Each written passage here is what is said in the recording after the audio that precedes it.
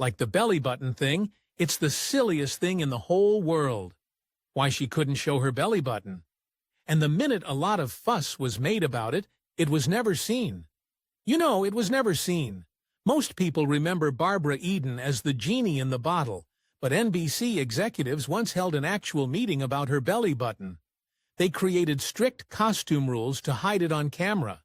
Her co-star, Larry Hagman, was drinking heavily and could barely function.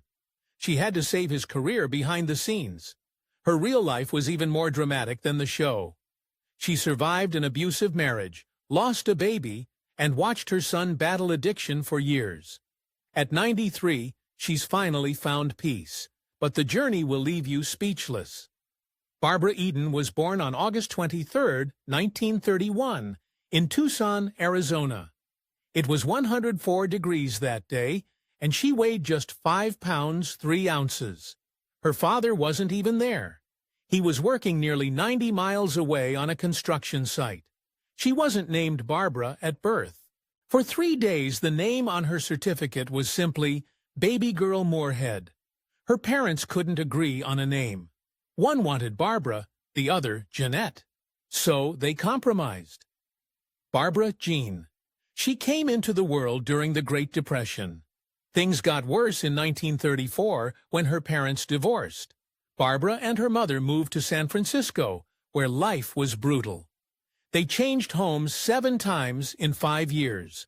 At one point, they lived in a single room shared with 12 other people. There was just one bathroom for all of them. In 1937, it got so cold that their pipes froze for 17 straight days. Barbara got sick and missed 28 days of school that year. Her mother worked 3 jobs just to keep them afloat: telephone operator, waitress, and weekend retail clerk. Even with all that, they only brought in about $16 a week. The electricity was cut off 14 times in 3 years. Barbara found ways to cope. She invented an imaginary friend named Francine, a rich girl who never got cold and had 18 dresses. Barbara talked to her all the time. It was her way of surviving the loneliness while her mom worked non-stop. Her mother wasn't just a hard worker. She could sing. One day in 1938, their landlord heard her singing Ave Maria. He was so moved, he cut their rent by 40% in exchange for weekly performances. Barbara would sit and watch as her mother sang at family parties. They couldn't afford music lessons, so they went to the library and listened to opera recordings on old headphones. Her mom would write down notes about breathing techniques and vocal timing on scraps of paper. On July 4, 1941, Barbara got her first big moment. Another child performer fell ill at a neighborhood war bonds rally, and 9-year-old Barbara was asked to fill in. She sang God Bless America in front of a crowd and helped raise $317, worth more than $6,000 today. A local newspaper even mentioned her. After that, her mom saved everything she could to get Barbara lessons with a retired opera singer named Madame Voslovsky. The lessons were $2.25 a week, and they continued for 127 straight weeks. By the time Barbara got to Abraham Lincoln High School, she was already carrying herself like a performer. But it didn't come easy. She tried out for cheerleading and was rejected. They said she was too shy and awkward. So she studied. For 6 months, she watched the best cheerleaders, analyzed their moves, and practiced non-stop. Her second tryout was a success. She made the team and became the youngest varsity cheerleader in school history. But she didn't stop there. She created 7 new cheer routines that combined dance and stage timing. They were so good that the school used them for nearly 20 years. She kept a 3.7 GPA, worked 22 hours a week at a cosmetics counter, and joined 4 clubs. At one school rally in 1948, a radio host saw her perform and offered her a gig on the show Youth Spotlight. She got paid $8.75 a week, over $100 in today's money. That was her first paid entertainment job. By graduation, she had saved enough to pay for community college and a professional photo portfolio. In 1951, Barbara entered the Miss San Francisco pageant. It was her fourth try. She had been cut early in 1949 and 1950.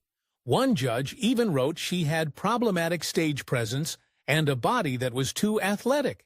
But Barbara didn't quit. She spent most of her savings on training. She walked with encyclopedias on her head for over a year. She learned how to move like a model, how to own a stage. The 1951 pageant was the biggest yet, with 86 contestants and a diamond crown worth $3,500. For the talent section, Barbara performed stormy weather with her own lighting setup, which she paid for herself. $165 worth, almost 2 months of wages. She won. That crown didn't just bring a title, it brought exposure. She appeared on TV for the first time and caught the eye of a Paramount talent scout. Just 6 weeks later, she was doing a professional screen test. She kept training, too. Every Saturday, she rode the streetcar to the San Francisco Conservatory of Music to study voice. Her teacher, Paulina Giovannini, taught her how to control and develop her lyric soprano voice. A few weeks later, said Giovannini, "Taught me everything." She also studied acting at Elizabeth Holloway's school. One day, her teacher told her, "If you're going to do this, you need to leave. Go to LA or New York. Get out of the nest." So she did. At 20, she moved to Los Angeles. But LA wasn't glamorous at first. She got rejected constantly. She told her she wasn't pretty enough, not busty enough, and should just marry someone local. Another showed her a photo of his daughter and said she needed a chest like hers to make it. It was cruel and humiliating. But Barbara didn't give up. She decided to focus on being a character actress instead. She said, "Not every part is written for a big busted woman." The set shift helped, and not long after, one of those same agents saw her again and didn't even remember rejecting her. He told her to take a screen test and said, "You're going somewhere." She landed a small part in the film Back from Eternity in 1956. She played a journalist, but she wasn't even credited. But in the film, it was a start. She also took any job she could find, working at a bank by day, and as a chorus girl at Cairo's nightclub by night. That was a famous place. She probably performed for the very people who once told her, no. Barbara Eden's big break came in 1957. She beat out around 70 other actresses to land her first starring TV role as Loco Jones in How to Marry a Millionaire. It was a sitcom based on the 1953 film with Marilyn Monroe. The show followed 3 women in a fancy New York apartment, all trying to marry rich men. Eden's character, Loco, wore thick glasses and caused most of the show's laughs. One of the funniest moments came when Loco stared through an art gallery window, mistaking it for a painting. The show only lasted 13 episodes in its second season, but Eden's performance stood out. It put her on the map. From there, Eden didn't slow down. Between 1957 and 1964, she appeared in nearly every big TV show of the era. She had a guest role in I Love Lucy in one of the last episodes ever filmed. She also showed up in Perry Mason as a manicurist, a part so central it was in the episode title. Westerns were big at the time, and Eden got her share of screen time in Gunsmoke Rawhide, where she worked with a young Clint Eastwood and the Virginian. She acted in Route 66, Burke's Law, and The Andy Griffith Show, holding her own next to Don Knotts. These roles weren't just filler. They let Eden flex her skills in comedy, drama, and action. Producers noticed. In 1960, her rising career collided with Elvis Presley's. The film Flaming Star cast her opposite the king himself. Elvis played a mixed-race cowboy named Pacer Burton, a serious role far from his usual musical numbers. The film was shot in Utah and California. One location was later renamed Flaming Star Avenue in honor of the production. Eden remembered Elvis being great on horseback and surprisingly open during breaks. He talked to her about his struggle with weight, saying it showed in his face because he took after his mother. He also shared how trapped he felt by fame, how he couldn't even leave his hotel room. Elvis even brought up his relationship troubles, likely about Priscilla, whom he said was awfully young. Eden also noticed something odd. Colonel Tom Parker, Elvis's manager, had set up a desk on set selling Elvis merchandise. It made her realize just how commercial his world really was. By the early 60s, Eden had moved into film, proving she could do more than just TV. In 1961, she starred in Voyage to the Bottom of the Sea, a sci-fi movie about a nuclear submarine trying to stop Earth's destruction. The movie was a hit. It made $7 million at the box office on a $158 million budget. In 1962, she took a role in The Wonderful World of the Brothers Grimm. MGM borrowed her from 20th Century Fox, which was common back then. Originally, another actress, Yvette Mimieux, was going to play Eden's part, but casting changed. In 1964, Eden appeared in Seven Faces of Dr. Lao, where she played a widowed librarian in a fantasy world created by a magical circus. That same year, she added more films to her resume, including 5 Weeks in a Balloon, The Yellow Canary, The New Interns, and Ride the Wild Surf. She was everywhere, and Hollywood had clearly taken notice. Then came The Brass Bottle in 1964. It was a goofy fantasy movie where a man finds a genie in a bottle. Tony Randall played the man. Burl Ives was the genie. Eden played Randall's fiancée, a normal woman caught in the middle. The film wasn't a big hit. In fact, the New York Times called it about as funny as your own funeral, but it changed everything. A TV producer named Sidney Sheldon saw the movie and got an idea. He was looking for a way to compete with Bewitched, a new hit show about a witch living in suburbia.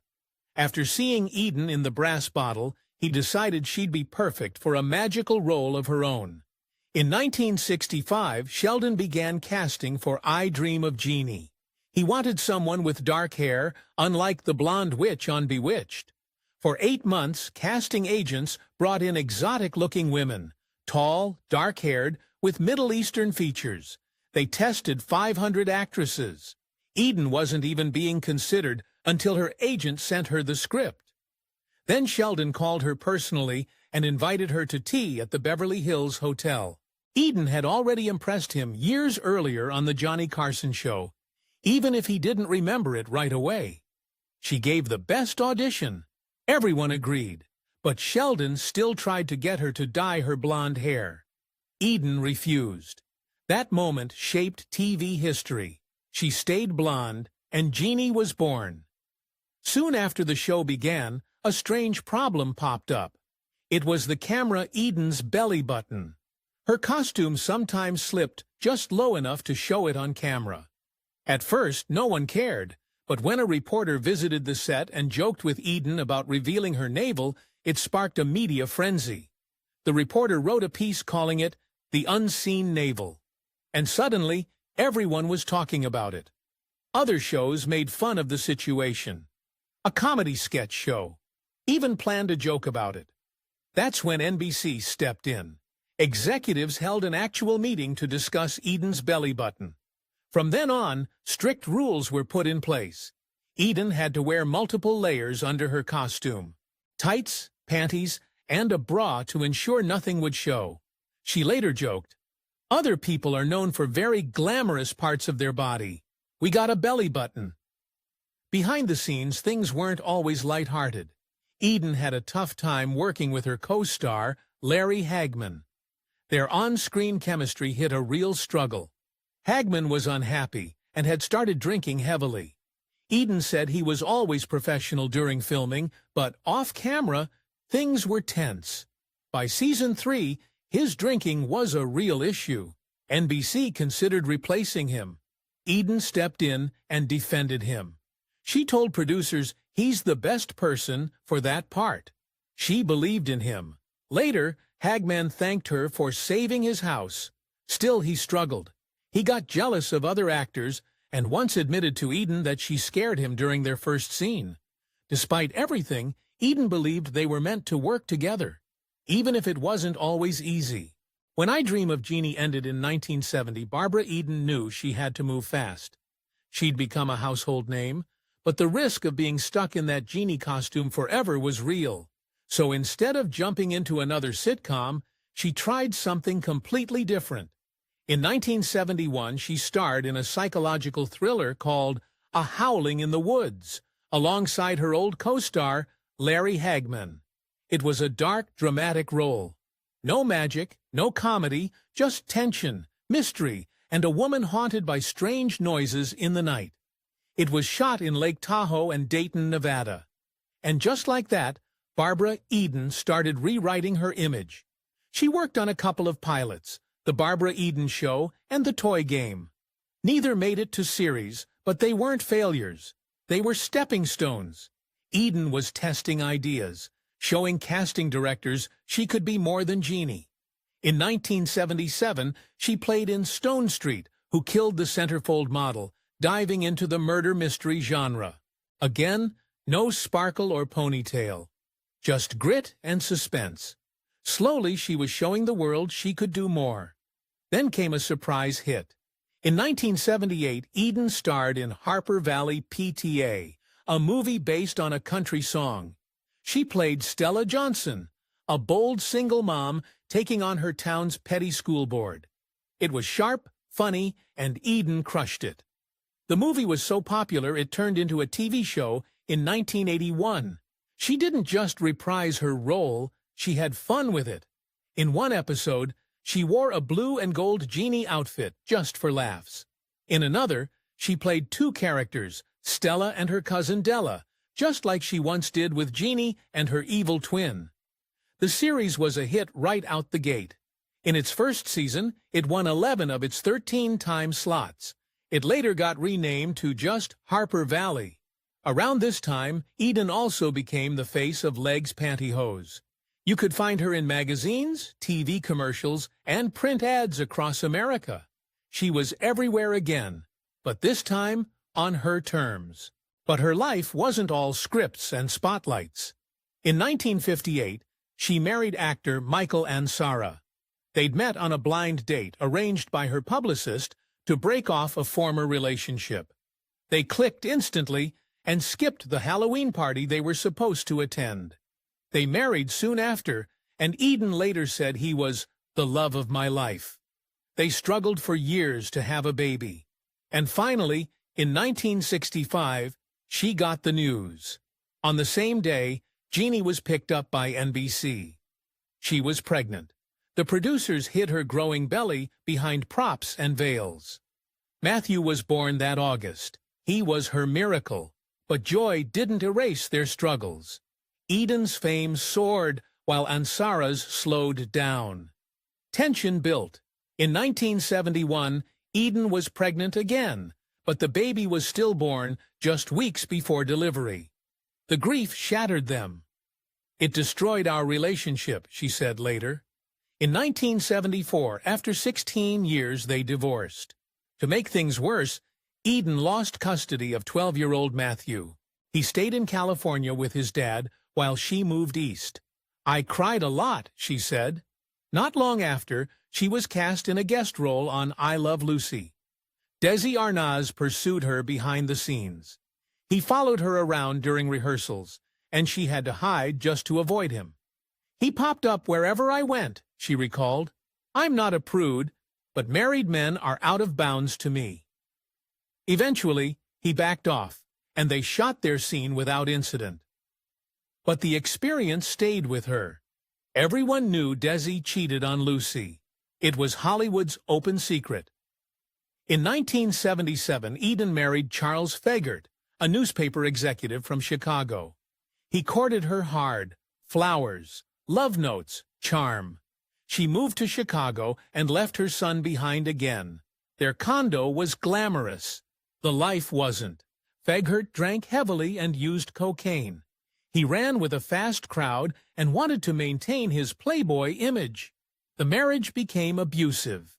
Eden walked away in 1982. it was a 5-year disaster. She returned to Los Angeles in 1983. Matthew was now a teenager, and she barely recognized him. He was moody, withdrawn. Teachers raised red flags. Friends suggested a drug test. The result was positive. Eden was crushed. She hadn't seen the signs. Matthew denied everything. She described that time as total heartbreak. From then on, her life revolved around saving her son. For 14 years, it was rehab, relapses, and brief moments of hope. He got clean, got engaged, became a bodybuilder and a trainer. But it never lasted. He had started using drugs at age 10, introduced by a neighbor growing marijuana. Sometimes he was homeless. She'd drive around L.A. looking for him. She gave him food. She gave him money. But she couldn't trust him. Then came June 25, 2001. Matthew was found dead in his truck at a Chevron gas station. He was 35. The cause was a heroin overdose. He had been sober. He was getting married in 6 weeks. Eden was helping him plan the wedding when she got the call. She collapsed. Even though he was 35, he was still my baby, she said. The grief was endless. She cried every day for years. After becoming a global icon in I Dream of Jeannie, Barbara Eden had to prove she was more than a single role. That wasn't easy. People couldn't see past the Genie bottle. But in 1990, she shocked audiences by joining Dallas, one of the most watched TV dramas at the time. She played a fierce billionaire named Leanne de la Vega. It was a completely different side of Barbara. Smart, ruthless, and in control. Her scenes with Larry Hagman were electric, and fans couldn't get enough. It was only 5 episodes, but they were unforgettable. Even her character's maiden name was Nelson, a cheeky nod to her Jeannie days. Barbara didn't stop there. In the 90s and early 2000s, she hit the stage with big tours of Last of the Red Hot Lovers and The Odd Couple, female version. She was already in her late 60s, but she never slowed down. Whether it was comedy or drama, she delivered. And she proved she wasn't just a TV star. She could shine on any stage. Then came Sabrina, the teenage witch. In the late 90s, Barbara took on the role of Aunt Irma, a hilarious and slightly wild relative with magical powers. It wasn't just a cute cameo. She stole every scene. Teenagers who had no idea who Jeannie was suddenly became Barbara Eden fans. Those episodes were some of the show's most watched. Producers later said she was their dream guest star.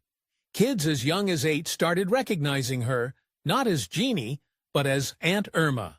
Barbara also made waves in advertising. In the 1990s, she appeared in major campaigns for Old Navy, AT&T, and Lexus. She wore the Jeannie outfit again for Old Navy, and people went crazy. Sales jumped. AT&T used her magical image in funny, clever commercials about phone service. Then came Lexus. She helped launch their luxury SUV in a commercial that helped the brand win Car of the Year. These ads weren't just nostalgia. They showed Barbara's ability to stay fresh, funny, and powerful in a completely new context. In 2002, she guest-starred on George Lopez. He was a huge Jeannie fan and made sure everyone on set treated her like royalty. Crew members lined up for autographs. She was professional, kind, and even improvised lines that made it into the show. That episode boosted ratings. Lopez later said she taught him how to truly connect with fans. She also appeared on Army Wives in 2007 and hosted shows like Ballroom with a Twist. Even behind the scenes, Barbara kept winning over hearts with grace and talent. But behind the fame was a long, personal journey. In 1991, she married John Eichholz, an architect and real estate developer. It was her 3rd marriage, and this one changed everything. After 2 painful marriages, one ending after the loss of a stillborn baby and another marred by addiction and abuse, Barbara wasn't looking for love, But John brought peace. She often says they're loyal to the core. They've traveled the world together, visiting places like China and Africa. She credits his patience and kindness for the calm, steady life she finally found. And during her hardest moments, like the tragic loss of her son Matthew, John was her rock. Barbara didn't just give to fans, she gave to causes too. She helped raise money for breast cancer research through the Trail of Painted Ponies. She worked with Make-A-Wish to bring joy to sick children. She supported Child Help USA, the American Cancer Society, the March of Dimes, and more. She didn't just lend her name, she showed up, gave time, and spoke from the heart. She once said, "They need someone to speak for them, and I never say no." Her personal pain turned into powerful action. In 2011, she released her memoir, A Genie Out of the Bottle.